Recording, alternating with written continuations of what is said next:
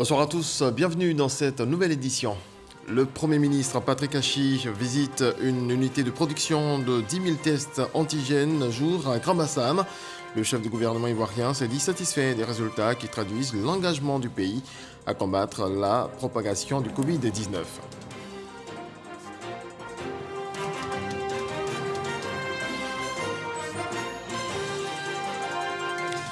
Un groupe émirati à Bundiali pour investir 20 milliards de francs CFA dans la transformation de l'anacarde. Ce fonds servira à construire un complexe agro-industriel pour faire de Bundiali un pôle économique de la région et même de la Côte d'Ivoire. Et puis la 27e édition du FESPACO, Festival panafricain du cinéma et de la télévision de Ouagadougou, a fermé ses rideaux. Ce samedi 23 octobre, plusieurs prix, dont le Yénéga d'or, ont été décernés. Le Premier ministre Patrick Achi a visité ce jeudi à Grand Bassam une usine de production de 10 000 tests antigènes jour. Cette unité permet, en l'espace de 10 minutes, de savoir si le sujet testé est atteint du Covid-19 ou non. Alexis Ouedraogo. Le dépistage rapide, l'une des clés pour contrer la Covid-19. Plus vite l'on est dépisté, plus rapide est la rupture de la chaîne de transmission. Depuis plusieurs semaines, en partenariat avec des biologistes ivoiriens, l'entreprise allemande Slabor produit des tests rapides au Vitib. Des tests antigènes permettant en l'espace de 10 minutes de savoir si le sujet testé est atteint de la Covid ou non. Jeudi, le Premier ministre était sur ce site de production. Les gens croient qu'ils ont un palu, ils traitent un palu, ils attendent 3, 4, 5 jours, le palu ne guérit toujours pas, puis ils vont maintenant faire un test PCR. Au moment où ils le font, ils se rendent compte que la maladie a tellement évolué que les possibilités de guérison deviennent très faibles. Et beaucoup justement de cas de létalité, en dehors des causes de morbidité, sont dus à un diagnostic tardif de la maladie. Donc le test antigène a cet avantage, et vous venez le voir tout de suite, puisque moi-même j'ai fait le test, qu'en l'espace de 10 minutes, il vous permet d'écarter du diagnostic de la corona. Fruit d'un partenariat public-privé, l'entreprise produit 10 000 tests jour pour répondre aux besoins des pays africains, avec à la clé le transfert de compétences à la jeunesse ivoirienne. On a commandé 1 500 000 tests pour lesquels ce laboratoire particulier va fournir 1 million de tests. Mais au-delà, bien sûr, il crée des emplois. Vous avez vu toutes ces personnes qui travaillent là. Donc pour nous, c'est le développement, je dirais, de l'industrie pharmaceutique qui est un des secteurs clés, prioritaires, stratégiques dans la vision 2030 du président de la République et qui figure également dans le plan de développement 2021-2025. Autre étape, la production prochaine de vaccins sur place. Avec déjà cette première étape de production de tests antigènes, ça montre que l'écosystème ivoirien permet d'attirer des investissements directs étrangers extrêmement importants dans des secteurs de pointe d'industrie pharmaceutique et crée donc les conditions pour avancer à la prochaine étape qui est la production de vaccins et sur lequel nous sommes en train de travailler avec le ministre de la Santé. Les tests rapides produits peuvent être utilisés partout, notamment dans les régions rurales avec une infrastructure réduite. La transition est toute trouvée. Nous passons aux chiffres liés à la pandémie de coronavirus en Côte d'Ivoire ce samedi.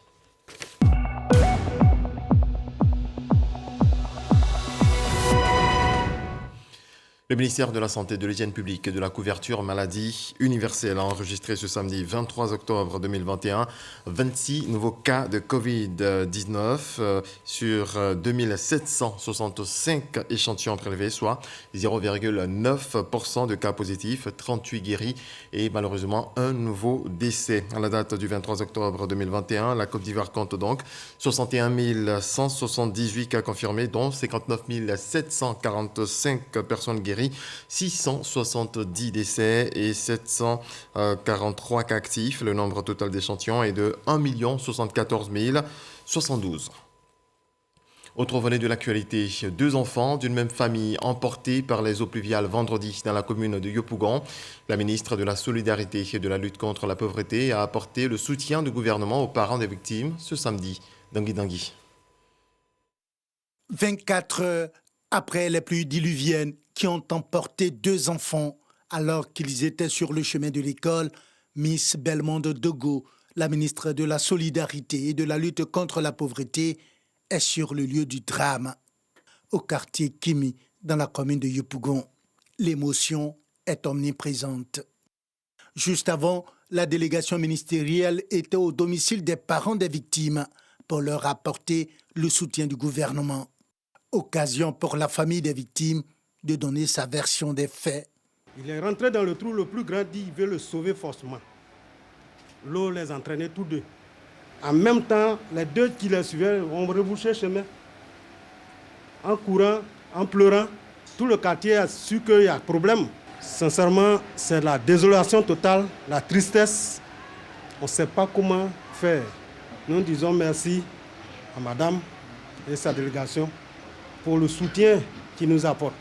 Le gouvernement est également touché par ce drame et reste aux côtés de la famille des deux écoliers disparus, assure le porte-parole de la délégation du ministre. Madame la ministre, avec toute sa forte délégation, pour apporter donc son réconfort, le réconfort de la République, du chef de l'État, à la famille Kouassi. Les deux élèves disparus n'ont toujours pas été retrouvés malgré les efforts des sapeurs-pompiers et des hommes de bonne volonté, selon les parents.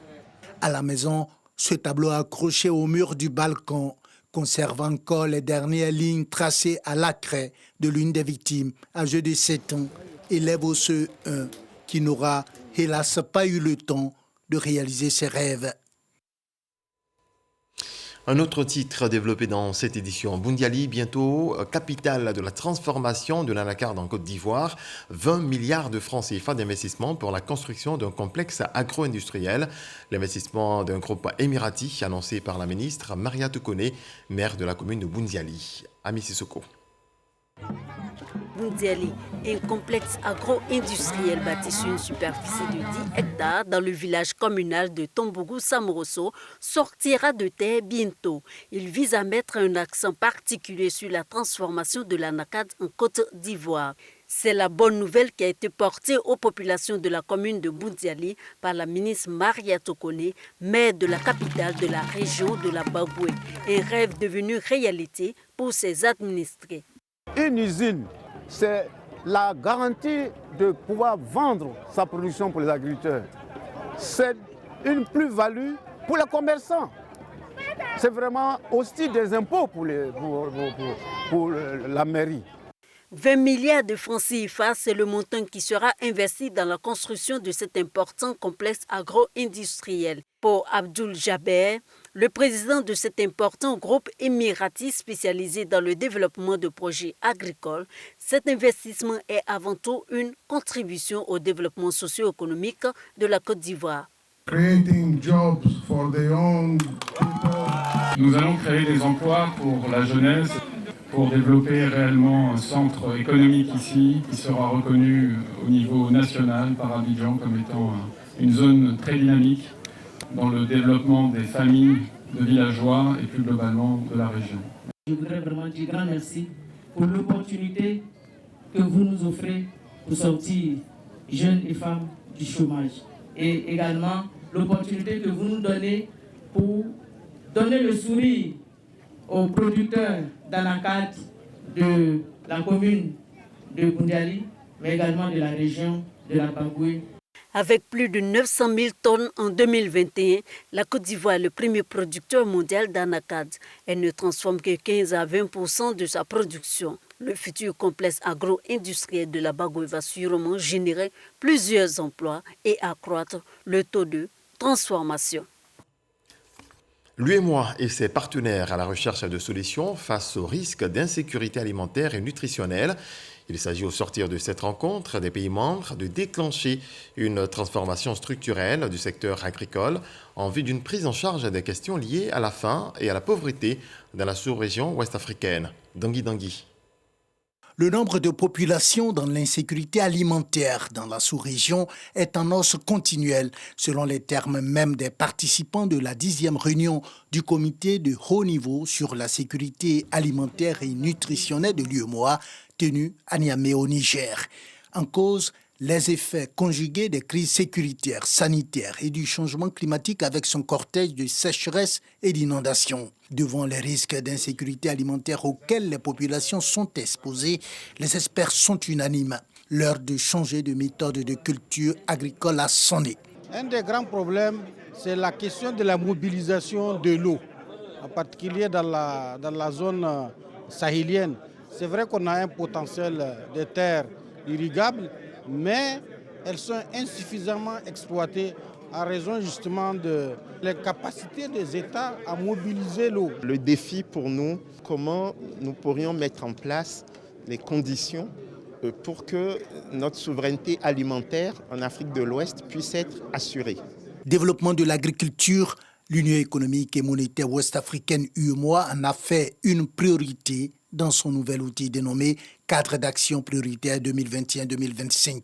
Nous allons essayer de tracer les voies et moyens pour une politique agricole, une politique de développement rural de long terme, durable, qui sera apte à impulser une croissance durable, qui sera capable de donner plus d'emplois aussi bien au monde rural, mais de façon générale donner de l'emploi aux populations de nos sous-régions. Après les travaux de la 10e réunion du comité de haut niveau sur la sécurité alimentaire et nutritionnelle, les participants ont été reçus en audience par le président de la République du Niger, Mohamed Bazoum.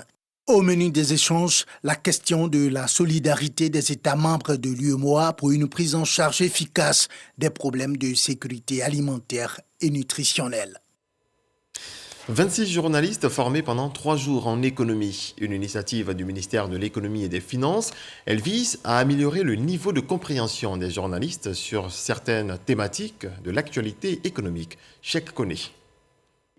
Les grands principes de la macroéconomie, la loi de l'offre et de la demande, l'inflation, le tableau des opérations financières de l'État, la balance des paiements, bref, tous les concepts généraux de l'économie et leur nomenclature nationale ont été abordés au cours de cette session de formation. Une approche interactive saluée à juste titre. Quand nous disons par exemple le résultat ou bien quand nous entendons le résultat net des économistes et que nous disons à la population, donc à nos lecteurs et à nos téléspectateurs bénéfices, ils comprennent. Mais encore faut-il que nous-mêmes nous sachions exactement comment est structuré, comment on arrive à ce résultat net, comment on conçoit ce résultat net de sorte que nous soyons parfaitement à l'aise à parler des sujets que nous comprenons nous-mêmes et que nous pouvons simplifier à l'intention de la population. Je pense que le ministère de l'Économie et des Finances a eu le nœud creux, n'est-ce pas, d'organiser ce séminaire qui va, je le pense, renforcer les capacités de l'ensemble des journalistes. Ils sont 26 au total, les praticiens de l'information économique à prendre part à cette première session.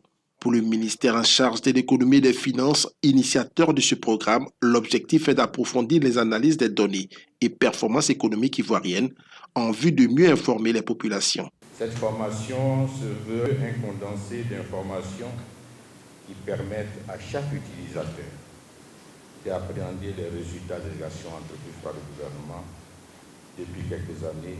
C'est de pouvoir nouer un partenariat avec les journalistes économiques afin de pouvoir partager fondamentalement avec eux la vraie information sur l'économie ivoirienne pour que les performances réalisées ainsi que les faiblesses, ils puissent en rendre compte. Et c'est le retour au niveau des populations qui permet au gouvernement d'élaborer les bonnes politiques. Ces auditeurs bénéficieront d'une série de formations qui débouchera à terme sur la mise sur pied des réseaux de journalistes économiques outillés pour analyser les différentes mutations économiques locales et internationales.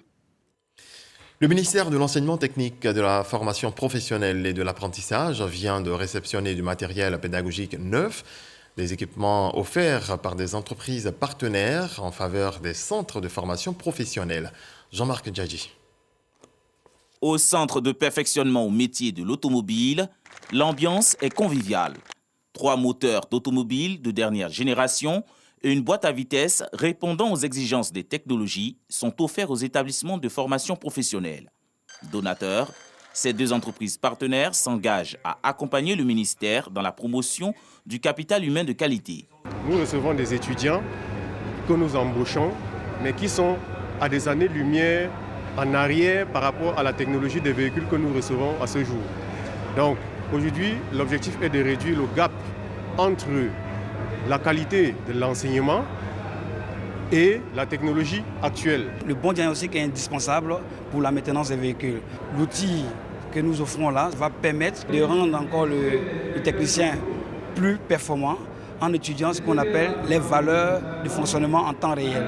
Cela représente vraiment une bonne opportunité que nous souhaitons voir se multiplier. Pour le ministre de l'Enseignement technique, de la formation professionnelle et de l'apprentissage, ces matériels didactiques viennent combler les besoins liés au déficit d'équipement et au vieillissement des appareils ne répondant plus à une formation de qualité. C'est quelque chose de très important pour les jeunes, avoir les outils modèles pour pouvoir apprendre.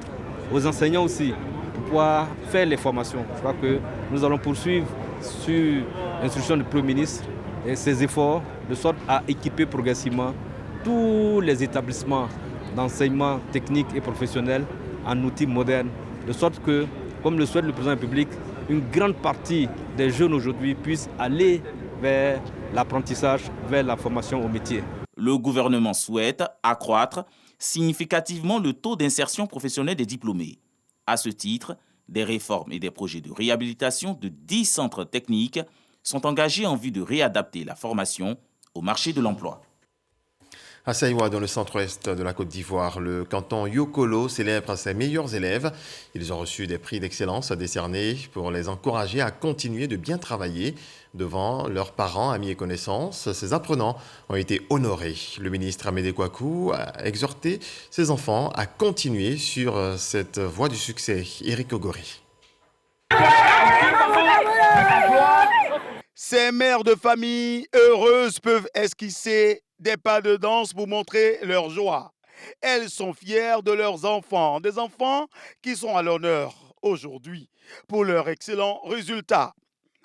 La concentration et le sérieux leur ont permis d'être au-dessus de la mêlée. Ces élèves de la 6e à la terminale ont mis la joie dans cette localité. Ces petits génies se sont distingués au cours de l'année 2020-2021. Ce sont les premiers de classe du CP1 à la terminale avec des moyennes allant au-delà de 14. Sur près de 35 000 élèves au collège comme au primaire, nous célébrons 8 lauréats qui ont été les meilleurs au CEP, au BEPC et les 2 bacs. Et c'est pour les encourager à continuer le travail cette année qu'ils ont été félicités par le ministre Amédée Kouakou, parrain de l'événement, qui avant d'entamer son discours a fait une démonstration scientifique. Les élèves de terminale C, vous savez ce qu'on appelle la fonction logarithme népérien. Quand vous prenez des fonctions, une fonction quelconque, vous la dérivez. Si vous prenez x carré, on va dire si vous la dérivez, ça donne 1 demi de x. Bon, on va vous dire, qu'est-ce qu'on a dérivé pour donner x carré? Vous prenez ce qui est en haut, vous faites 1 tiers de x au cube. Si vous faites 1 tiers de x au cube, ça vous donne la primitive, ce qu'on a dérivé pour trouver x carré. Amédée Kouakou en a profité pour donner des conseils au corps enseignant et aux élèves pour la bonne marche de l'éducation nationale à Saïwa. Moi-même, je suis enseignant. Quand moi j'enseigne les enfants, s'ils ont des mauvaises notes, moi-même professeur, je me remets en cause. Parce que si j'ai expliqué et puis ils n'ont pas compris, ça veut dire qu'il y a un problème. Il y a des enseignants, quand les élèves ont des mauvaises notes dans leur matière, ils sont contents. Mais vous les élèves, il faut étudier, il faut respecter vos enseignants. Mais maintenant, il y a certains qui ne respectent pas les enseignants. Si tu ne respectes pas ton professeur, comment tu peux apprendre? Vous devez savoir que vous devez étudier. Cette cérémonie de distinction des meilleurs élèves de Yokolo a été possible grâce à une association de jeunes qui œuvre pour le développement de la région. Cette cérémonie de distinction est à sa première édition. On sera à présent à Yamoussoukro, à Zambakro, pour être précis. Le ministre du Commerce et de l'Industrie inaugure des infrastructures socio-éducatives dans cette localité. Les 3 coutumiers purgés, les fonds recueillis ont servi à réaliser ces projets d'un coût de 400 millions de francs CFA. La zone industrielle de Yamoussoukro contribuera au développement de la capitale politique de la Côte d'Ivoire. Kwadio Kwame. Zambakro, village de la commune de Yamoussoukro, va abriter la zone industrielle de la capitale politique de la Côte d'Ivoire. La livraison de plusieurs infrastructures socio-éducatives réalisées grâce à la purge des droits coutumiers de Zambakro a donné lieu à une très belle fête. Un village modèle pour une gestion moderne engendre ainsi des réalisations d'une valeur de plus de 400 millions de francs CFA. L'éducation, parce que demain, on n'aura plus de terre. Mais si nous avons des cadres, ils peuvent nous venir en aide avec leurs idées, avec leurs moyens. Nous avons reprofilé toutes les rues du village. Nous avons procédé à l'adduction d'eau du nouveau quartier, à l'électrification de ce nouveau quartier, permis de rendre plus viable le centre de santé. Demain, il faudrait que nos enfants sachent que les anciens ont pu faire quelque chose, donc pouvoir laisser des traces. Pour le ministre du Commerce et de l'Industrie, la Côte d'Ivoire respecte ses engagements afin d'améliorer les conditions de vie des populations de Zambakro. Conformément à nos engagements, sur 3 ans, de 2018 à 2021, payer aux populations de Aspesekro et de Zambakro sur 250 hectares, 3 750 millions. Et les populations propriétaires terriens, également les chefs de Zambakro, ont pris la décision de réinvestir une partie de ce fonds en pensant aux générations futures. Les terres cédées pour la création de la zone industrielle permettront le développement de Yamoussoukro. À Yamoussoukro, on transforme maintenant tout ce qui concerne la noix de cajou et d'autres produits et il y a de l'emploi qui se crée. La zone industrielle de la capitale politique de la Côte d'Ivoire est d'une superficie de 750 hectares. Des actions de développement dans la région du Hambol ont retenu l'attention des populations. Elles ne sont pas restées indifférentes. À travers une cérémonie à Katiola, les populations ont dit merci au chef de l'État. Kader Sogodogo revient sur cette fête de reconnaissance. Katiola, des populations venues de Dabakala, de Nyakaramandougou, de Tafiri, de Badika, de Tortilla, de toute la région du Hambol, avec un seul objectif: témoigner leur reconnaissance à travers une journée d'hommage au premier des Ivoiriens, Alassane Ouattara, le président de la République. La région du Hambol, sous sa gouvernance, a connu une révolution positive. Écoles, centres de santé, adduction en eau potable, promotion des cadres, électrification de 30% en 2011 à plus de 90% aujourd'hui. Et ce n'est pas tout. Traduisez nos remerciements et transmettez-lui nos remerciements pour avoir démarré les travaux de bitumage de l'axe Boaké, Sakamasokora, Sakamasokoro, Bassawa. Oui, en le Hambol, comme je l'ai dit, en 2019, nous aimons et nous mangeons au goudron. Merci à son Excellence, Monsieur le Président de la République. Merci à son Excellence, Monsieur le Président de la République, pour avoir réhabilité la A3 pour plus de 197 milliards de francs CFA.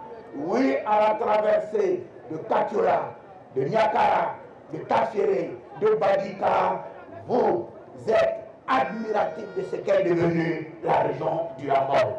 Les membres du gouvernement originaires du Hambol ont tenu à rappeler le vent frais et apaisant qui souffle sur la région grâce au président de la République. Nous sommes effectivement réunis pour un devoir de mémoire.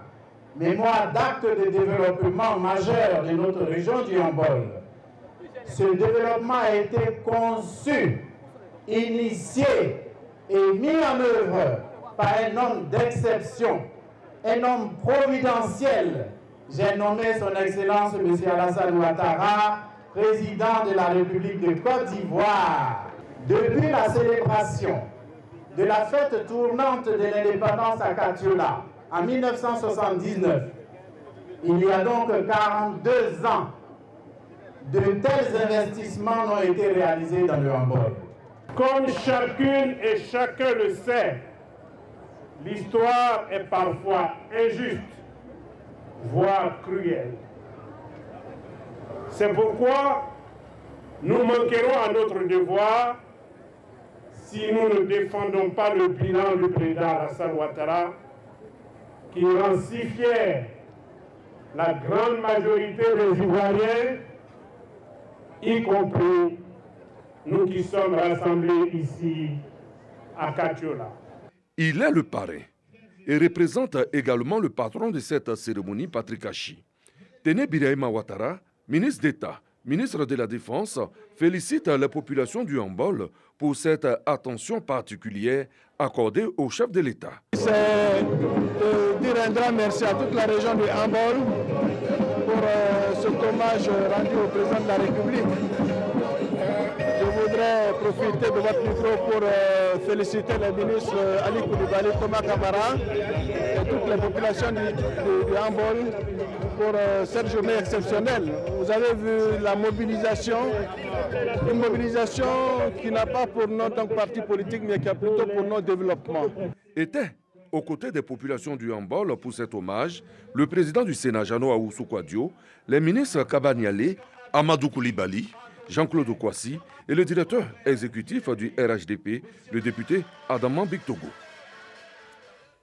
Et je vous invite à suivre quelques réactions au terme de cette journée hommage. Nous avons tous constaté aujourd'hui une mobilisation exceptionnelle des populations des départements d'Abakala, de Niakara et de Katiola. Cela traduit la reconnaissance à toutes les actions de développement, toutes les actions concrètes qui ont été posées par le président de la République pour améliorer le quotidien des populations de la région du Hambol. Je suis émerveillé pour savoir que la Côte d'Ivoire a le développement partout grâce à Alassane Ouattara. C'est une merveille et elle mérite d'être protégée, cette merveille. Et nous pouvons dire que toute la Côte d'Ivoire est contente d'Alassane Ouattara. Il a fallu que derrière les ministres Thomas Kamara et Ali Koulibaly, nous nous mobilisions tous comme un seul homme pour dire merci au président de la République parce que les faits dont il est question, les chiffres qui ont été donnés en termes d'investissement dans le Hambol sont factuels. Ils sont palpables. Aujourd'hui, nous pensons que notre région a fait un bond qualitatif vers l'émergence et cela grâce au président Alassane Ouattara depuis 2011. Il s'agit pour nous de réaffirmer notre reconnaissance au président de la République qui a beaucoup fait pour notre région. Vous êtes sans ignorer que le président Ouattara, c'est grâce à lui que la quasi-totalité de nos localités sont aujourd'hui électrifiées. Vous êtes sans ignorer que c'est grâce au président Alassane Ouattara que nous avons aujourd'hui, grâce à lui et grâce à Dieu, le démarrage du bitumage de l'axe Satama-Boaké. Et c'est grâce à lui que nous parlons aujourd'hui de pas mal d'infrastructures dans notre région. Le Hambol a bénéficié de beaucoup sur le plan du développement, en matière d'hydraulique, en matière d'électricité, en matière d'éducation. Tous les secteurs d'activité ont connu donc des progressions et en cela, je pense que le peu que le Hambol pouvait faire, c'est de lui rendre hommage. Mais comme vous le savez, nous sommes des hommes, nous sommes jamais satisfaits totalement. Nous demandons toujours au président de la République de nous apporter encore plus.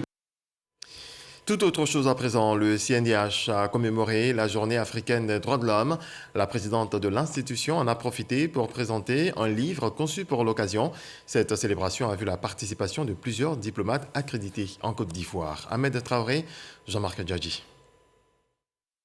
Le Conseil national des droits de l'homme, CNDH, célèbre cette journée autour du thème « Les droits de l'homme en Afrique, 40 ans après l'adoption de la Charte africaine des droits de l'homme et des peuples ». L'objectif général de cette célébration est de vulgariser les mécanismes africains de promotion et de protection des droits de l'homme à travers l'édition d'un document.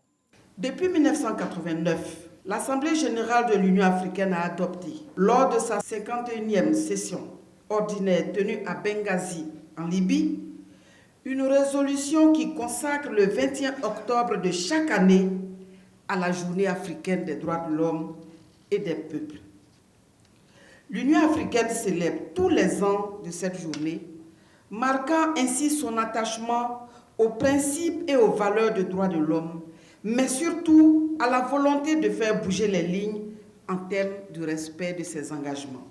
Les mécanismes africains de promotion et de protection des droits de l'homme est le titre de l'ouvrage du CNDH conçu pour l'événement. La Charte africaine des droits de l'homme et des peuples, CADHP, adoptée le 27 juin 1981 à Nairobi, au Kenya, lors de la 18e conférence de l'Organisation de l'Unité africaine OUA, est entrée en vigueur le 21 octobre 1986, après ratification de la Charte par 25 États.